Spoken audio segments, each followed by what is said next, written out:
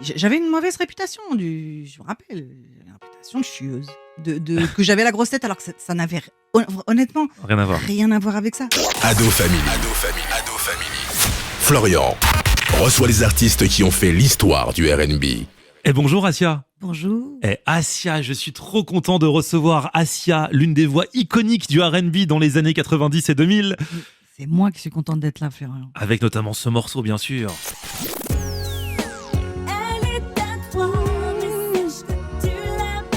Je pense que tu fais un micro-trottoir dans la rue, même si t'as plein de sons qui ont cartonné et qui sont respectés. Je pense que le morceau qui revient le plus, c'est Elle est à toi.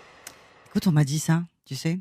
Il y a un producteur qui a fait comme ça un petit sondage pour savoir de cette époque-là, des années 2000, 90, 2000, fin 2000.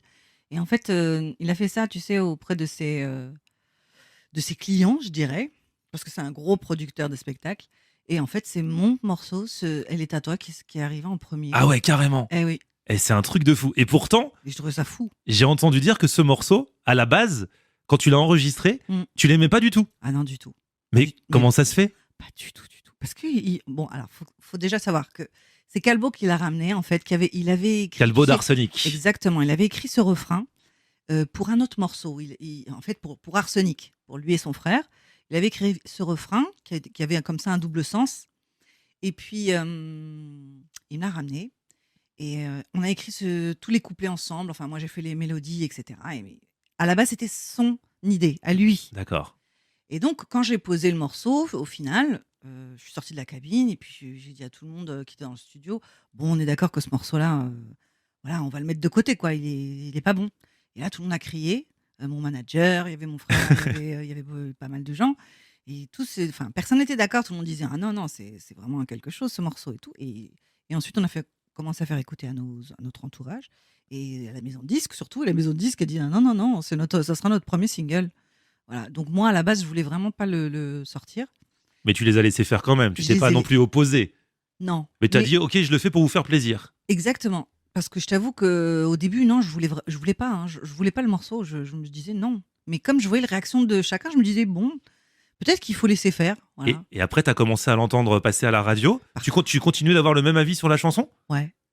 Après, tu as vu que les ventes... Parce qu'il a été vendu, rien que le single a plus de 700 000 exemplaires, c'est ça? Ouais, plus d'1 million même. Mais plus d'1 million? Ouais. Non mais le single, à l'époque, on Oui. achetait des singles. C'est-à-dire qu'on achetait l'album, bien sûr, mais on allait aussi, s'il y a un son qu'on aimait, on allait acheter le CD single. Il y C'est avait une ou deux chansons dessus. Et voilà. Exactement. Donc, plus d'1 million de personnes qui achètent spécialement cette chanson, ça Ouais. veut dire qu'il y a un truc quand même. Ah bah tout à fait. Et à quel moment tu t'es dit, bah en fait, c'est pas mal? Tu te le dis toujours? Pas?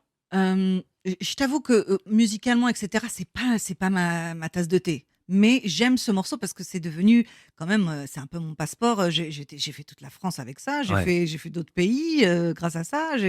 Voilà, ça a été quelque chose. Du coup, c'est devenu un morceau j'y suis attachée, mais c'est pas un morceau qui me fera frissonner de kiff, quoi. Parce que Tu tu vois. le trouves trop commercial? Je le trouve trop commercial, trop rigide d'une certaine manière. Il a une certaine rigidité dans ce morceau. Je trouvais même les accords. Il part pas assez en live, je veux dire. C'est... Ouais. Même si, je t'avoue, c'est ma mélodie sur les couplets. Mais Ouais. le refrain, c'est pas ma mélodie, c'est celle de Calbo. D'accord. Et je la trouve un peu enfantine, un peu, tu vois, Un peu trop simple. un peu trop simple. Mais en même temps, écoute, des fois, c'est la simplicité qui l'emporte. Hein. Et c'est le public ça a qui a été le raison. cas, hein. Exactement. Tu es artiste, tu fais ça pour toi, mais aussi pour le public. Et oui, Ils ont adhéré et C'est ça. ça a donné le coup d'envoi. On va revenir sur ta carrière. Tu avais déjà démarré, c'était pas le tout début, mais en tout cas, c'était le premier extrait de C'est ton mon premier premier album album. à toi, solo, quoi. c'est ça. Donc forcément, ça a donné un joli coup d'envoi. Assia, la dernière fois qu'on s'est vu, Ouais.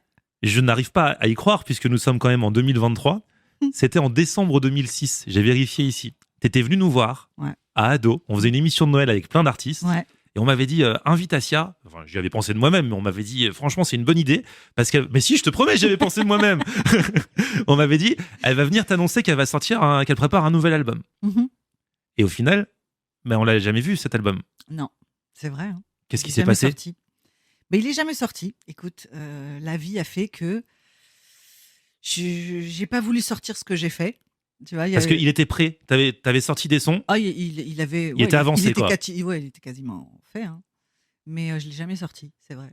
Et aujourd'hui, en 2023, ben, du coup, j'accumule plein de morceaux comme ça. Tu continues de faire des morceaux? Ah oui, bien sûr. Parce que là, depuis 2005-2006, du coup, t'as rien sorti de nouveau, Non. mais t'as des morceaux. Ah oui, j'en ai plein et puis je continue surtout. Je continue parce que je me suis mise aussi à la compo, au piano, etc., à la prod, quoi.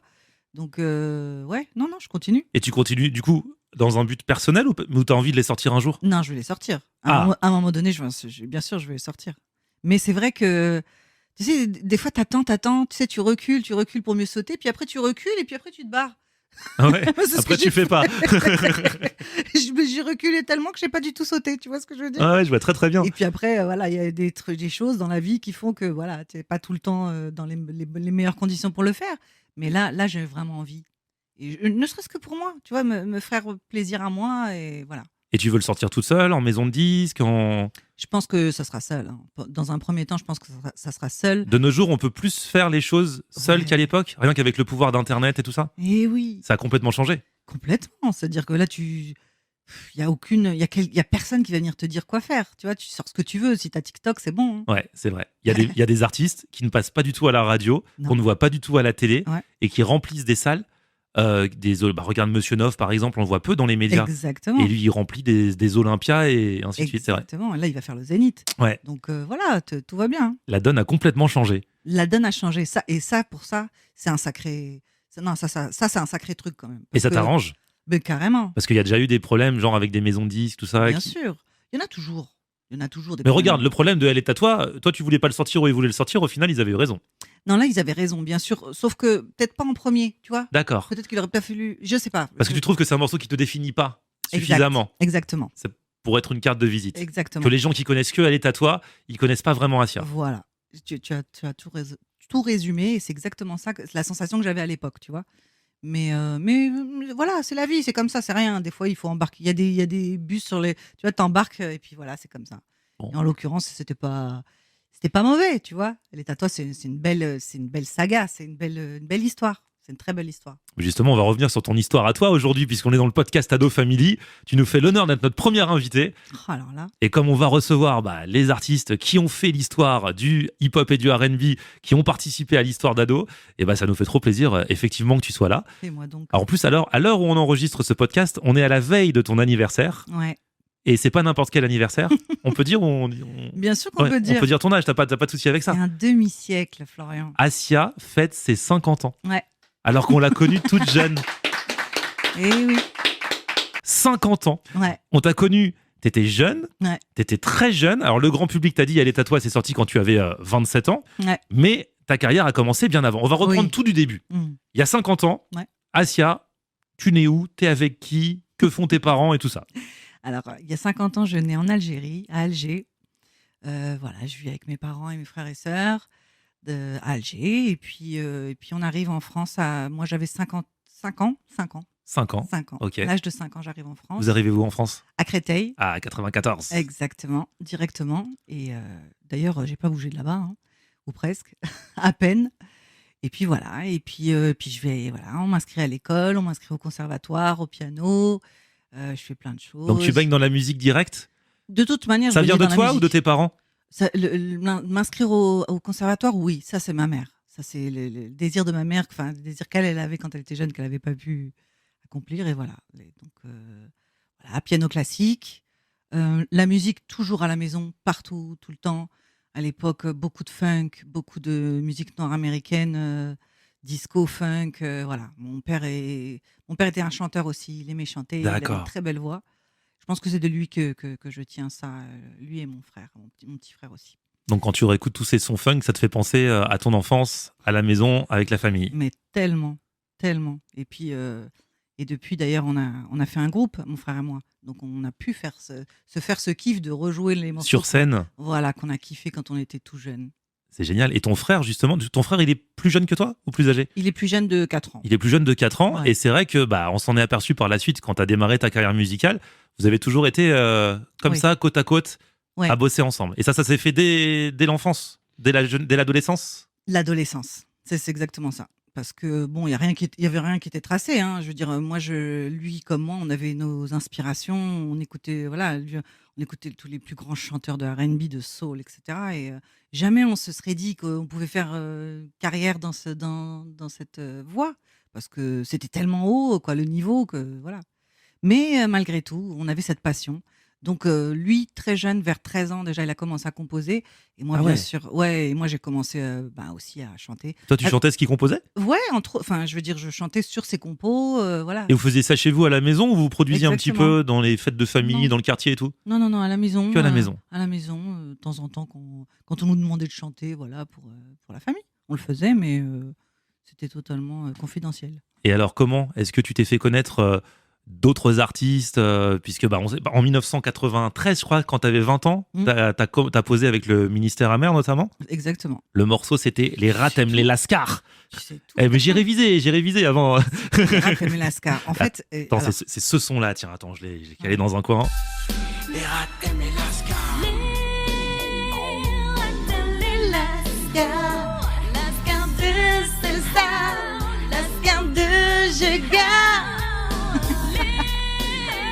Franchement, Ministère Amer, donc Passy, Stomy, avant qu'on les connaisse vraiment et avant leur carrière solo. Ouais. Bah alors eux, ils étaient de Sarcelles, toi t'étais de Créteil, comment vous vous êtes croisés? Alors, je t'explique. Un jour, on s'est retrouvés sur une radio qui s'appelait Féminin Pluriel. Je sais pas si tu connais. FPP. Ouais. Ah ouais, À je me l'époque. souviens. Et en fait, c'était une radio qui faisait des micros ouverts. Une fois par semaine, elle ouvrait voilà, son antenne à des gens qui étaient inconnus. D'accord. Et il se trouve que moi, à l'époque, j'avais un groupe, je chantais dans un groupe de rap à Créteil. Et on avait décidé d'aller à Féminin Pluriel. On s'était fait inviter. Donc, on a été parler un peu de notre groupe. Et puis, moi, j'ai chanté. Je chantais une reprise de Mary J. Blige. Voilà, on m'a ouvert le micro, j'ai chanté, j'étais trop contente. Génial. Et il y avait Marianne Aubeuve qui était là, ce jour-là, qui était le producteur de Ministère Hammer, en fait. D'accord. Et il cherchait Donc là, une on est voix en quelle année? On est en 93, un truc comme ça. D'accord. Tu vois, 92, 93. 92 peut-être. Ouais. Tu vois. Et bref, voilà, donc on arrive. Enfin, moi j'arrive, je chante, et puis lui il est là, et il avait besoin il cherchait une voix féminine en fait. Et il m'a dit voilà, je produis un groupe de rap qui s'appelle Ministère Hammer. Je sais pas si tu connais, je connaissais pas du tout. Il m'a dit là en ce moment on cherche une voix parce que toutes les personnes qui viennent chanter, ça le fait pas, on n'arrive pas. Voilà.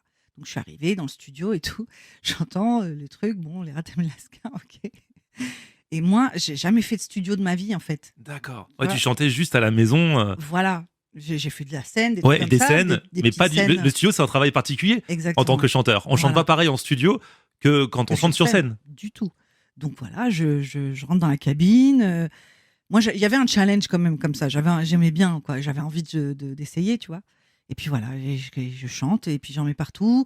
Et puis même si je dis, bon, moi les paroles, ça me va pas, hein, ça me convient pas trop.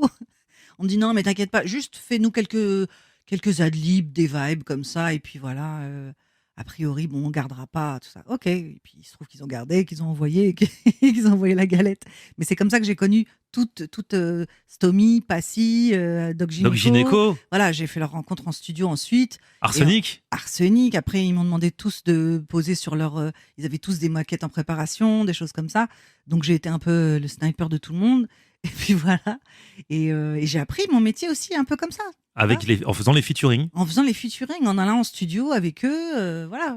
C'est-à-dire que même avant la sortie de ton album, Ouais, à toi en tant qu'Asia, on pouvait connaître Asia sans savoir forcément exactement. que c'était Asia qui chantait. Par exemple, on parlait d'Arsenic.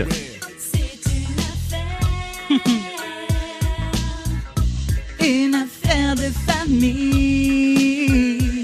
Quel classique. Ah ouais, quelle époque. Ah mais ça, franchement, toute l'époque du secteur A, en fait, Ouais. c'était une grande époque. Ouais. Parce que on peut dire qu'en France, notamment, le secteur A, ils font partie enfin, c'est le collectif qui a commencé du coup à imposer aussi le rap Tout à fait. sur les médias en mainstream, comme on peut Exactement. dire, sur les grosses radios, sur les grosses télés. Ah ouais. Ils ont C'était une folie. C'était une dinguerie. Je me rappelle à l'époque. Enfin, c'était ouf, quoi. Ouais. Voilà, Stomy arrive, bim. Radio, télé, tout. Ensuite, single d'or, disque d'or, ce que tu veux. Ensuite, Passy, Doc Gineco, bim. Disque de diamant, Ouais. plus d'1 million. Passy aussi. Passy, c'était du. Je sais plus combien. à l'album 800 Les 000. Tentations, ouais, c'était quelque chose. Hein. 800 000 ventes. C'était des scores à Ouais. l'époque, hein, vraiment. Ah bah vraiment, les temps ont changé. Hein. Voilà. C'est plus- Arsenic arrive, pareil, bim, 500 000. Enfin, voilà, un truc de fou. Et du coup, t'as participé à cette J'ai- période, ça devait être j'ai- assez excitant. Ah, c'était dingue. C'était dingue. Je m'entendais à la radio comme ça. Tu vois ce que je veux dire? C'était fou. Et tous les morceaux que j'avais faits, après, ça tournait en boucle sur Ado partout. Je me rappelle. C'est une époque folle. Et en même temps, c'était beau de voir monter chacun. Tu vois, chacun était là en train de péter le score, en fait. Parce que du coup, tu étais là, quand tu connais des gens à la base C'est et que ça. tu vis toute leur ascension, Ouais, c'est quelque chose. ouais, c'était quelque chose. Et vous êtes toujours resté en contact, toute cette Plus- team-là? Plus ou moins, tu connais. Après, quand le business Ouais. rentre dedans, c'est toujours un peu plus compliqué. T'as Mais- constaté, ça a changé des Ouais, choses bien entre sûr. ces artistes à la base Ouais. et ce qu'ils sont devenus. Dès qu'il y a de l'argent, ça change des choses entre. Là, c'est compliqué parce qu'il y a toujours des gens derrière, il y a toujours des tensions, il y a toujours des. Voilà, c'est comme ça. C'est le business qui fait ça. Et puis, après, il y a aussi des. Tu sais, il y a des craintes, voilà, il y a des tensions, on va dire. Mais pour autant, tout le monde est resté quand même fraternel. C'est tout ce qui compte. Et tout le monde se c'est-à-dire rappelle de cette époque que Voilà. vous avez partagée ensemble. Exactement. Et 20 ans après, on est heureux d'avoir vécu ça, tu vois, tous ensemble. Vraiment. Parce que c'était quand même une époque bénie, on va pas se mentir. C'était un truc fou, c'était une époque magique. Voilà, c'est ça. Et vous vous appeliez aussi les uns sur les autres sur les morceaux. Bah même, on parlait de Bah Doc ouais. Gynéco tout à l'heure. Ouais. C'est Asia qui pose sur le refrain du morceau avec Bernard Tapie. Bien sûr. Eh oui, vous vous souvenez de ça? C'est beau, C'est beau la vie, c'est beau, c'est beau la vie, c'est beau la vie, c'est beau. Le refrain était magnifique. Moi, j'adore ce son, hein. Ah ouais, ça aussi. C'était le grand Doc super. Gynéco de l'époque. Ouais, C'était ouais. après première consultation. Il y a Ouais. des gens qui lui avaient reproché de faire un son avec Bernard Tapie. Mhm. Mais au final, moi, je le trouve excellent. Les deux sont excellents, plus tes refrains. Exactement. Moi, j'ai kiffé. Et en plus, la rencontre même avec Tapi et tout. C'était Parce que du bien. coup, quand t'as posé, et Tapie était là. Ouais. Ah oui, il était là en studio. Et vas-y, raconte. Studio de la Grande Armée. Ah, quelque chose. C'est un charisme. Voilà, tout le monde connaît Bernard. Enfin, tout le monde de notre époque peut-être connaît Bernard Tapie. Voilà, c'est bonhomme, un vrai bonhomme, avec un vrai charisme. Et voilà, il faisait un petit, comment dire, un petit détour musical. Il était content d'être là. On a passé un très bon moment ensemble. Il aimait beaucoup Bruno. Il aimait beaucoup Doc Gynéco. Il avait de l'affection pour lui. Je sentais qu'il avait du respect aussi pour lui. Et c'était réciproque. Bruno aussi aimait beaucoup Tapi. Et puis voilà, on s'est fait un petit kiff. Ouais, franchement, ça avait bien marché, ça aussi, hein. Ouais. C'était un événement. C'était un son qui était très attendu. Ouais. Donc, qui a été forcément très commenté aussi. Ouais, bien sûr. Mais En même temps, Tapi, c'était vrai que c'était pas évident. bah oui, c'est clair. Mais il avait ce côté artiste, hein, vraiment, Tapie, hein. Ouais. Ouais. Aussi bien parce qu'il a fait du théâtre, du cinéma. Là, Et même la chanson, il a oui. posé sur ce son. Ouais, il a chanté vraiment en chantant dans les années 80 et tout. Je me souviens, il y a Ouais. des archives comme ça. Et c'était fort. T'as participé, franchement, à des belles aventures et t'as fait Ouais. beaucoup de rencontres assez folles, en fait, Ah hein. ouais. Doc Gynéco, vous avez aussi collaboré ensemble sur la compilation Indigo. Mhm. Indigo R&B, c'était ça le morceau. Et là, c'était un son à toi pour le coup. Ouais, produit c'était- par mon frère Khalil. C'était pas Doc Gynéco featuring Asia, c'était Asia featuring Doc Gynéco. Tout à fait. C'est lui qui est venu poser pour une fois. C'est bon, garçon. Mauvais garçon.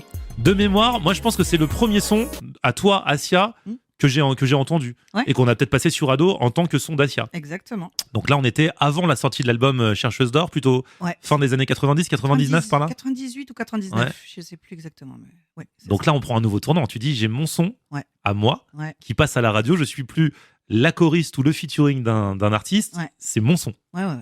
Ah ouais, c'était ouf. C'était, voilà, premier showcase et tout, je me rappelle. Je faisais des showcases déjà avec ce morceau. Et voilà, de voir des gens qui venaient pour moi, en fait. Ah ouais, mais ça foutait bien la trouille aussi, hein. Mais j'étais super heureuse, quoi. Bah ouais, c'est vraiment quelque chose. Ça commençait, quoi. Bah ouais, ça commençait. Mm. C'était que le début, c'est Mhm. clair. Tu m'as dit que tu avais déjà constaté des petits changements avec les histoires de business, avec les artistes rap que tu côtoyais. Mhm. Quand tu es une fille au milieu de tous ces garçons, à l'époque, dans les années 90, à Sarcelles ou ailleurs, il faut s'imposer, c'est dur, ou ils étaient cool, respectueux. Écoute, il y avait des sacrés lascars. Franchement, à chaque fois que je rentrais en studio, j'avoue, j'étais la seule fille avec que des scars là partout. Tu vois. Mais déjà, ils étaient très respectueux. Faut pas croire. Même les plus KRA d'entre eux, ils étaient respectueux. Et puis, ils étaient admiratifs de mon travail aussi. Tu vois, quand je sortais de la cabine, Ils disaient, ouais, bien. ah ouais, ils étaient super contents. Et puis, ils étaient respectueux. Tu vois ce que je veux dire? Ils n'étaient pas du tout. C'est pas le cliché Non. du lascar qui fait, mademoiselle, mademoiselle. Non, c'était pas du tout ça. C'était Lascar réfléchi et tu vois posé et voilà. Même si tu sais que le gars il peut faire des trucs bizarres, mais Pas avec toi. Mais non, là ils étaient bien, ils étaient non, et puis voilà, et c'est pas des imbéciles de toute manière. Il y avait Kenzie, tout ça, c'était des mecs ces mecs se superposaient. Tu vois ce que je veux dire? C'était pas, Et pas des justement, rigolos. j'avais lu que tu avais dit quelque chose à l'époque euh, où tu disais que finalement, c'était pas eux qui te posaient forcément des soucis, mais plus les mecs de maison de disques. Ouais. C'est vrai? C'est-à-dire que la froideur qu'il y avait en maison de disque comme ça, tu vois, j'ai entendu des choses, moi, en maison de disque, quand même, des trucs. Quoi, sur les filles? Sur le fait d'être une fille et t'es plus, comment dire, on estime que t'es plus faible, quoi, quelque part, tu vois, plus vulnérable. Voilà, c'est ça le mot que je cherchais. Et ils veulent en profiter. Voilà. En faisant quoi? En t'arnaquant? Ouais, au niveau et des contrats et de l'attitude, tu vois. Moi, en plus, mes premières expériences en maison de disque, c'est à l'époque, c'était voilà, j'ai signé chez BMG dès 96. Franchement, c'était pas du tout ça, quoi. Les gens, ils me disaient n'importe quoi. Je faisais des morceaux, tu sais, des morceaux qui, au final, sont sortis sur Chercheuse d'or, hein. Ouais. Mais à l'époque, on me disait c'est trop arabe. Tu vois, des trucs comme ça. On me disait c'est Ouais, trop parce qu'il y a ça arabe. aussi. Parce que toi, tu as fait Ouais. partie des premières, si ce n'est la première, à mélanger le français et l'arabe Tout à fait. dans tes chansons. Sauf qu'en l'occurrence, le morceau dont il parlait, c'était un morceau entièrement en français. Ah oui, donc ils écoutaient même pas. Tu vois, c'est trop arabe. C'est-à-dire, comment il y avait des Ah, petites c'est les sonorités des intonations, des sonorités musicales, tu Ouais. vois. qu'ils C'est trop connaissaient pas. arabe, ou alors, ouais, quand elle chante, on dirait qu'elle chante à d'autres chameaux. Enfin, des trucs. Tu dis, eh, les gars, trouvez d'autres trucs, franchement. Tu vois, et puis une condescendance à l'égard des femmes. C'est ça surtout, tu vois. Ça, je le sentais bien. Ah ouais. Parce que moi, mes potes, les stomies, les gynécos, ok, c'est des coureurs, il n'y a pas de problème, c'est des mecs qui aimaient les femmes. Mais ils avaient pas ce truc de condescendance. Voilà, c'est ça que je veux dire. Tu vois, on me regardait pas de haut, en fait. Voilà. Tandis qu'en maison de disque, si, on me regardait de haut. Et tu constatais qu'ils parlaient pas pareil aux mecs. Ah, du tout. Et même, c'était connu, même l'argent, quand on te rend ton contrat, on te donne pas le même dédit que celui qu'on va donner au mec. C'est comme ça. C'est comme dans les entreprises, quand on dit que les Tout salaires à des hommes fait. et des femmes sont pas les mêmes, c'est Tout à pareil fait. dans le milieu artistique. Exactement. Et quand tu réclames ton dû, on te dit que tu es une chieuse. Moi, on m'a parlé tellement de fois d'autres, de grandes artistes dont on sait qu'elles sont très procédurières parce qu'elles se laissent pas faire. Et ben, c'est des chieuses. Voilà, on parlait comme ça. On me disait, ouais, ah, cette connasse. Ah, mais comme ça, hein, vraiment. Hein. Alors qu'un mec qui fait la même chose, On dit, ah disait- non. On dit, ah, celui-là, Il se fait respecter. il se laisse pas faire, tu Ouais, vois. ouais. Tu vois, mais la fille, non, c'est une chieuse ou c'est une folle. Mm. C'est une folle aussi. J'ai entendu beaucoup ça. Et comme moi, j'étais un peu. J'étais sans compromis. C'est vrai, j'étais sans compromission non plus. J'étais. En plus, je sortais voilà, je sortais de de ma fac de droit. Donc, tout ce qui était contrat, crois-moi bien que. Ah ouais, ils sont mal tombés. Que je lisais et tu vois ce que je veux dire, c'était pas du chinois pour moi. Donc, ouais, mais je me rappelle que le PDG de Maison de Disque m'a dit s'il te plaît, Assia, il y a des portes, tu sais, il faut savoir se baisser pour rentrer. Voilà. Ah ouais. Tu vois, des phrases comme ça, un peu énigmatiques. Ah bon? Ah, pourquoi faire en fait? Et pourquoi se baisser? Non, quand tu passes une porte, tu te baisses pas, toi. Ben voilà, pourquoi je me baisserais moi? Et il répondait quoi? Ah, j'avais une mauvaise réputation, je me rappelle, une réputation de chieuse. Que j'avais la grosse tête alors que ça n'avait honnêtement Rien à voir. rien à voir avec ça. C'était juste que j'allais pas me laisser faire, je n'allais pas me laisser marcher dessus, c'est tout. C'est tout. 2000, du coup, c'est l'album Chercheuse d'or qui sort. Ouais. Avec Elle est à toi, dont on parlait tout à l'heure, avec plein de magnifiques morceaux. Il y avait. Ouais. J'ai comme l'impression que tu resteras. Je t'en prie, n'y va pas en bas. J'adore. Ça, on l'a beaucoup passé sur Ado. Ah ouais. Ah, Là-bas, donc, il y vous m'avez avait, aidé, hein. il y avait aussi. Il y avait Dini, d'ailleurs. Ouais.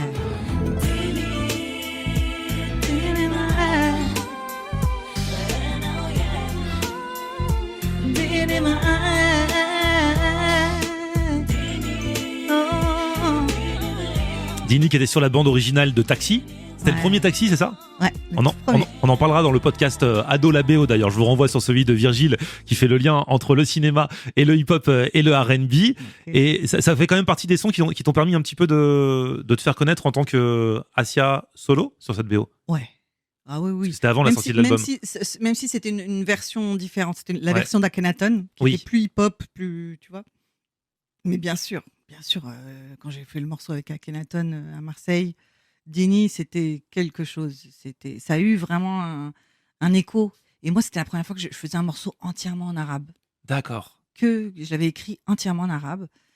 Et je me suis dit, bon, il va peut-être avoir un peu de. Enfin, peut-être que les miens vont écouter ça un peu avec. Voilà. Mais je me suis dit, ça sera un morceau un peu confidentiel, quoi. Mais il se trouve que non. Plein de gens aimaient ce morceau, même ceux qui ne comprenaient pas l'arabe.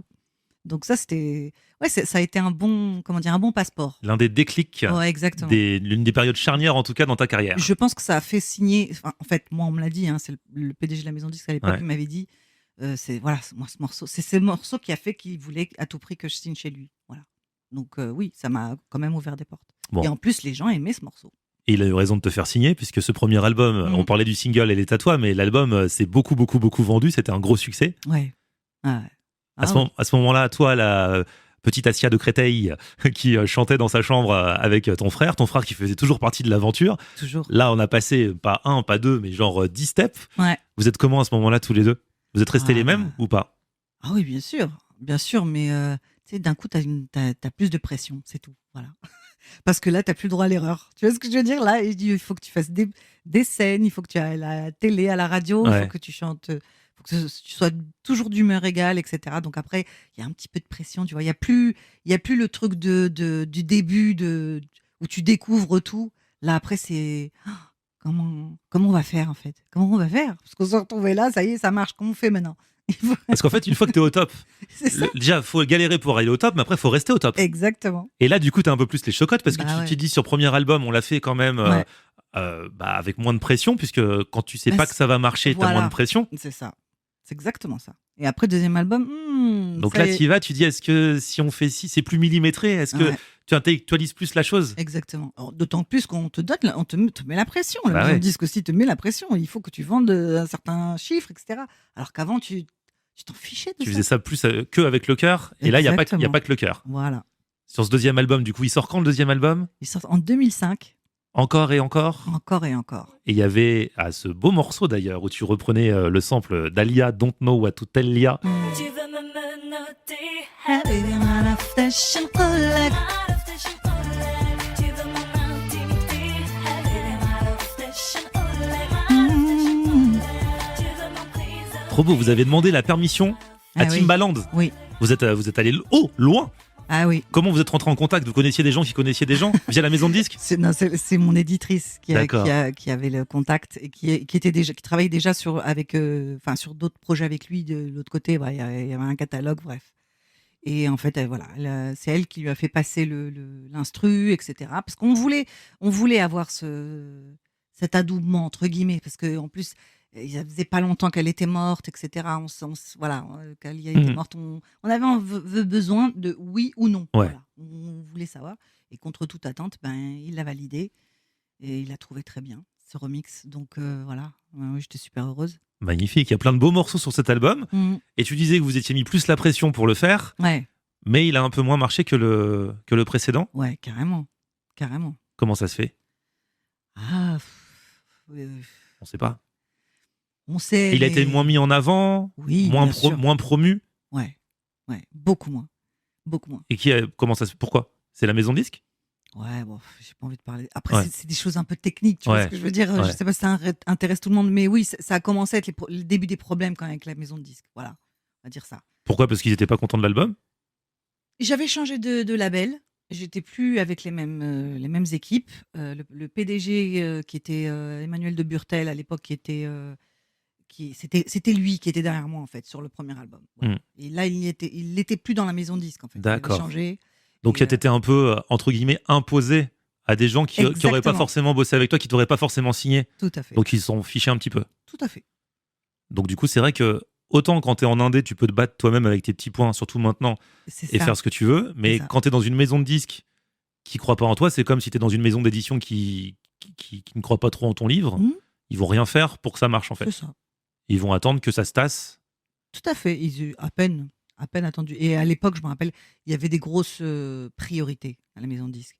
Voilà, je vais pas donner des noms d'artistes, mais il y avait des très très grosses priorités. C'était ces gens-là qui étaient les priorités, c'est tout. Voilà. Mm. Et c'est comme ça, c'est la vie. Hein, c'est... Après, c'est toujours comme ça dans toutes les sortes de boîtes. Mais bon, Ben, quand tu te bien le prends sûr. de pleine face, quand Oui, tu fais un premier album auquel tu croyais pas particulièrement exactement. et qui cartonne, et que Ouais. t'en fais un deuxième où tu dis je vais m'appliquer plus et que c'est celui-là qui marche moins, C'est vrai que ça fait un petit peu de mal quand même. C'est comme ça, c'est la vie. Hein.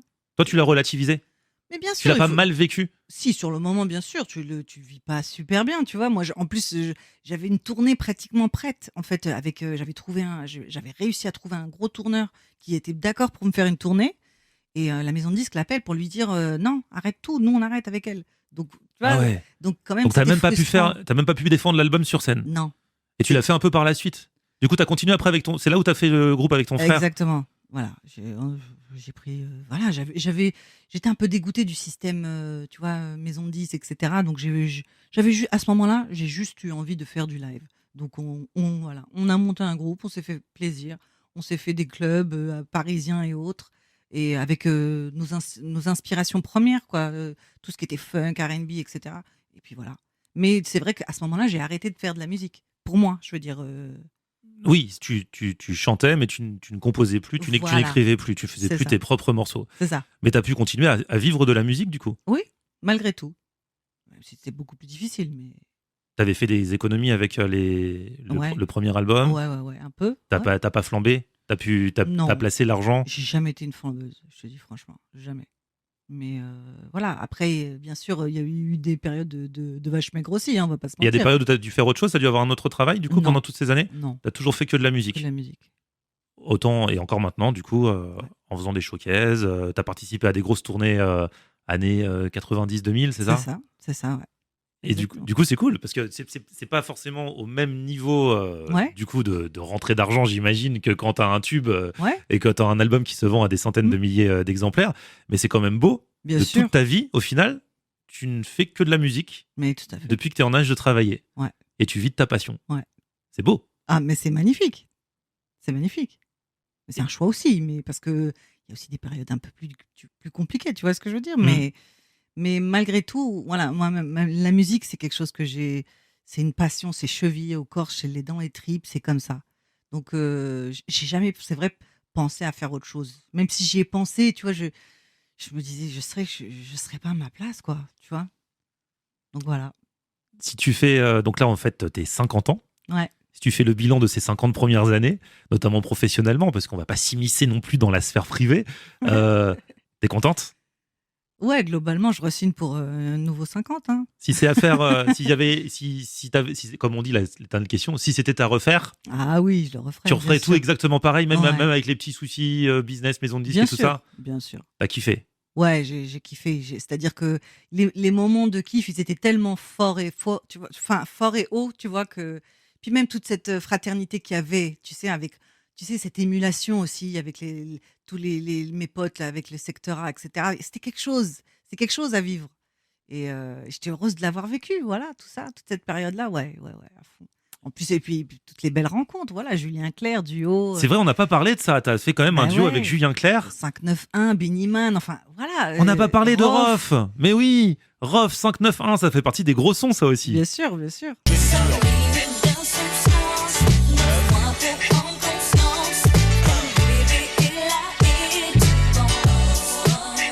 Ça aussi, tu vois. Des morceaux cultes. Le morceau culte qui est passé énormément à la radio, tout ça.